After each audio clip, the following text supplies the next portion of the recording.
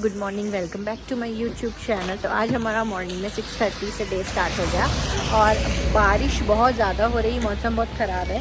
और हम आ गए हैं नाथद्वारा में हमने श्रीनाथ जी के दर्शन कर लिए। मॉर्निंग में हमें श्रृंगार वाले दर्शन बहुत अच्छे से हो गए। अब हम हल्दी घाटी आए हैं। हल्दी घाटी में हम यहाँ म्यूज़ियम वगैरह है वो देखेंगे। और बीच में हम ये एक यहाँ पर रोज़ का खेती होता है, तो हमने वो देखा यहाँ पर कैसे गुलकंद और गुलाब जल और बहुत सारी चीज़ें बनती है। तो यहाँ पर एक स्पेशल काइंड का रोज़ है जिसकी खेती होती है, चैत्री गुलाब करके, उसी से ये सारी चीज़ें बनती है नेचुरल। इस तरीके से हम गुलाब जल बनाएंगे।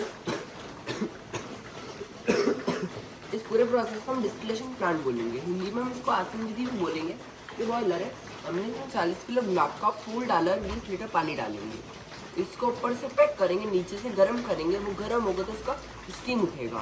स्टीम इस ट्यूब के थ्रू होता हुआ उस कंडेंसर में जाएगा। वो कंडेंसर है, उसके अंदर एक कॉइल का राउंडिंग ट्यूब है और जो ये ट्यूब है वो यहाँ से इसको कॉइल के राउंडिंग ट्यूब से कनेक्ट हो रहा है। इसको तो हम ऊपर ठंडे पानी से भर देंगे, जिसके कारण जो स्टीम होगा वो कंडेंस होने के बाद ड्रॉप में जो जाएगा और ड्रॉप बाई ड्रॉप बॉटल में जो इकट्ठा होगा ये रहेगा गुलाब जल। अगर अब आप इसकी कंसंट्रेशन को हाई करना चाहते हो या फिर इत्र पकाना चाहते हो तो बॉयलर में फिर से 40 किलो गुलाब का फूल डालेंगे। और जब हमने फर्स्ट टाइम जो पानी डाला था उसको हम कैंसिल करके जो फर्स्ट टाइम को प्रोडक्ट निकलेगा गुलाब जल, हम उस पानी की जगह पर अंदर डालेंगे। फिर ये अच्छा, पानी कम रहेगा और इसका कंसंट्रेशन ज्यादा रहेगा। पानी हटा देंगे, सिर्फ गुलाब जल रहेगा। और फिर यही प्रोसेस 3 या 4 बार करेंगे तो वो कॉन्सेंट्रेटेड हो जाएगा। जिसकी कॉन्सेंट्रेशन इतनी बढ़ जाएगी कि उसके ऊपर ऑयल आ जाएगा। उस ऑयल को हम सेपरेटिंग में नल से अलग करके उसका तो हम इत्र पका लेंगे। और जो बाकी का गुलाब जल बचेगा वो आँखें बनाने के लिए विशेष माना जाएगा। यहाँ पर एक स्पेशल रोज होती है, चैत्री रोज। कौन सी रोज? चैत्री रोज। चैत्री वो पूरे विश्व में कहीं नहीं होती। उसकी एक खासियत रहती है कि 12 महीने केवल उसका झाड़ खड़ा रहता है। और जो मार्च अप्रैल का जो मिड का सीजन रहता है, हिंदी महीना चैत्र का महीना, वो केवल उसी के अंदर ही झाड़ फ्लावर देता है, नहीं वो फ्लावर ही ना दे। एंडिंग में आपको पहाड़ी दिख रही है। हाँ।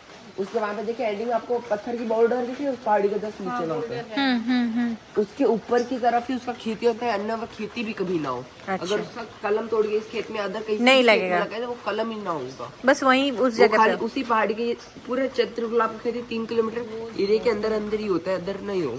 अच्छा, अब आप अंदर चलिए से बाकी सारे प्रोडक्ट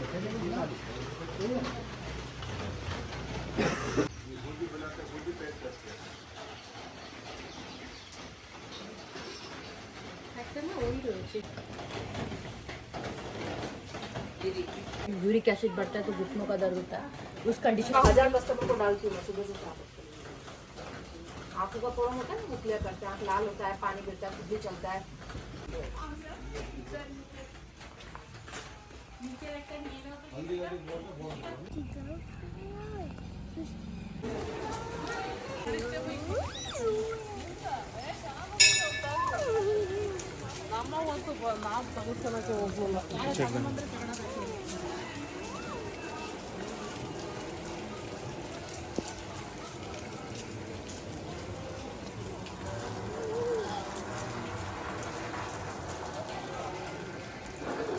तो अभी हम आ गए हैं हल्दी घाटी महाराणा प्रताप म्यूजियम में। जैसे आप पीछे देख सकते हैं, रास्ते में चेतक घोड़ा का हमने स्मारक देखा जहाँ पे समाधि उनकी उसकी बनी हुई है। और यहाँ पर है म्यूजियम, आइए देखते हैं म्यूजियम।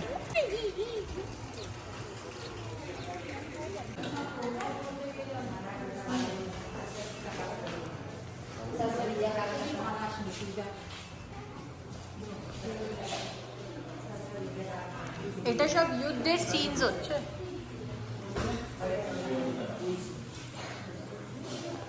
आसान युद्ध हुआ था। ये युद्ध केवल एक दिन का था, जो मेवाड़ के राजा महाराणा प्रताप एवं मुगल अकबर की सेना के मध्य हुआ था। इस युद्ध में अकबर स्वयं नहीं आए थे। उन्होंने आमेर जयपुर के राजा मानसिंह को अपना सेनापति बनाकर भेजा था। हल्दी घाटी का युद्ध 5 किलोमीटर लंबे और 200 मीटर चौड़े क्षेत्र में हुआ। आप लोग सभी संग्रहालय में खड़े हैं। संग्रहालय से 200 मीटर की दूरी पर चेतक की समाधि है, जहां पर महाराणा प्रताप के स्वामी भक्त घोड़े चेतक को दफनाया गया था। यहाँ से 2 किलोमीटर की दूरी पर हल्दी घाटी दर्रा है। इस दर्रे की विशेषता है कि यहाँ की प्राकृतिक मिट्टी व पत्थरों का रंग हल्दी जैसे पीले रंग का है। इस दर्रे के चारों तरफ महाराणा प्रताप की भील आदिवासी सेना राणा पूंजा के नेतृत्व में तैनात थी। ये सेना तीर, भाले, पत्थर चलाने में कुशल थी। यहाँ से 1 किलोमीटर की दूरी पर शाही बाग है, जिसमें मुगल सेना का पड़ाव था। मुगल सेना 18 जून 1576 ईस्वी को प्रातः सूर्योदय के साथ मेवाड़ की राजधानी गोविंदा की तरफ आगे बढ़ने लगी तो उन पर महाराणा प्रताप की सेनाओं ने आक्रमण किया और उनसे गुरिल्ला पद्धति से युद्ध किया। ये आक्रमण इतना तेज था कि जिससे मुगल सेना में भगदड़ मच गई। महाराणा प्रताप की सेनाओं ने मुगल सेना को यहाँ से 3 किलोमीटर दूर पीछे समतल क्षेत्र में, जहाँ अभी खमनोर गांव है, वहां तक खदेड़ दिया। इसी खमनोर गांव के पास बनास नदी के पास समतल मैदान में 7 घंटे का भयानक युद्ध हुआ। इस युद्ध में दोनों पक्षों से कुल 18,000 सैनिक मारे गए। जब ये युद्ध समाप्त हुआ तो वहां पर मानसूनी बरसात हुई और वहां पर कटी हुई लाशें और खून ने पानी में मिलकर एक तलाई का रूप ले लिया। इतिहासकारों ने इस तलाई को रक्त तलाई का नाम दिया। इस युद्ध में ग्वालियर का एक पूरा राज परिवार, जिसमें राजा रामशाह तंवर और उनके दोनों पुत्र थे, शहीद हो गया। यहीं पर एक बगीचा बनाया हुआ है और जो इस युद्ध में शहीद हुए थे उनके स्मारक इसी बाग में बने हुए हैं। इस लड़ाई की विस्तृत जानकारी आपको एक फिल्म के द्वारा दी जाएगी। आप जब इस कक्ष में सब कुछ देख चुके होंगे तब ये फिल्म और लाइट व साउंड शो शुरू होंगे। तब तक के लिए धन्यवाद। बाल्यकाल चित्तौड़गढ़ में गुजरा। सन 1567 में अकबर ने जब चित्तौड़गढ़ पर आक्रमण किया तो मेवाड़ के प्रमुख सरदारों और सेना नायकों के आग्रह पर महाराणा उदय सिंह ने चित्तौड़गढ़ छोड़ दिया। अपने देश, कुल, गौरव और मातृभूमि की मर्यादा के लिए प्राण न्योछावर करने वाले योद्धाओं और ललनाओं से प्रताप ने न केवल सीख ली बल्कि ये घटना उनके जीवन का आधार बन गई।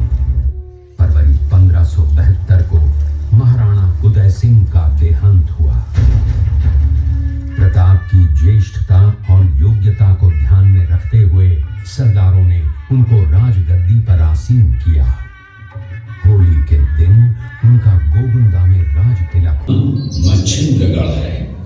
इस किले का निर्माण महाराणा कुंभा ने करवाया था। इस किले के अंदर 9 मई 1540 ईस्वी में महाराणा प्रताप का जन्म हुआ था। महाराणा प्रताप का बचपन बीता था।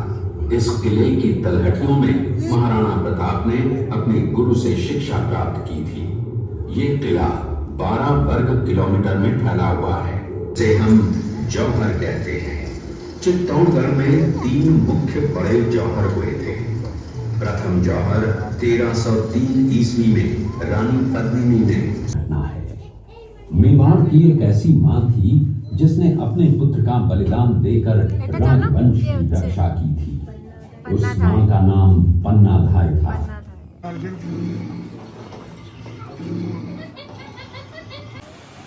ये देखते हुए सभी अतिथि आगे। आजा बेटी गाड़िया लोहार तो जब मैं काऊ देखबो के तो एगलो तो देखबो तो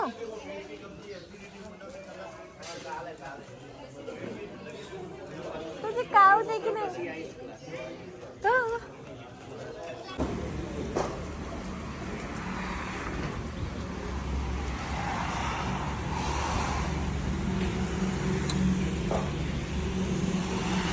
फ्रेंड्स, हम लोग हल्दी घाटी म्यूज़ियम देखने के बाद हम लोगों ने एकलिंग के दर्शन कर लिया है अभी हम on the way to Udaipur, यहाँ हाईवे पर एक होटल है, वहाँ पर लंच कर रहे हैं।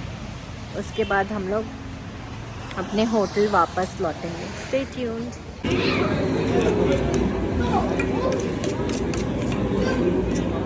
फ्रेंड्स, अभी हो गया है इवनिंग, और इवनिंग में एक्चुअली मेरी यहाँ पे सिस्टर रहती है उदयपुर में, तो हम उनके घर जा रहे हैं और फिर वहाँ से हम लोग डिनर करने के लिए जाएंगे। तो stay tuned.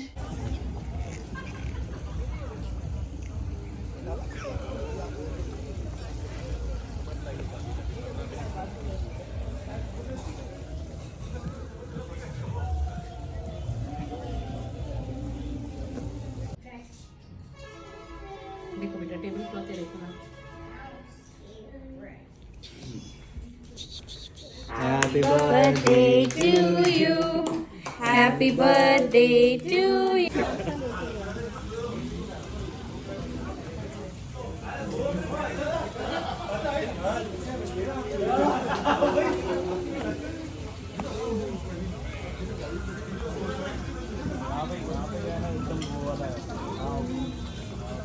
Joji, say hello. Hello, Joji. Joji, hello.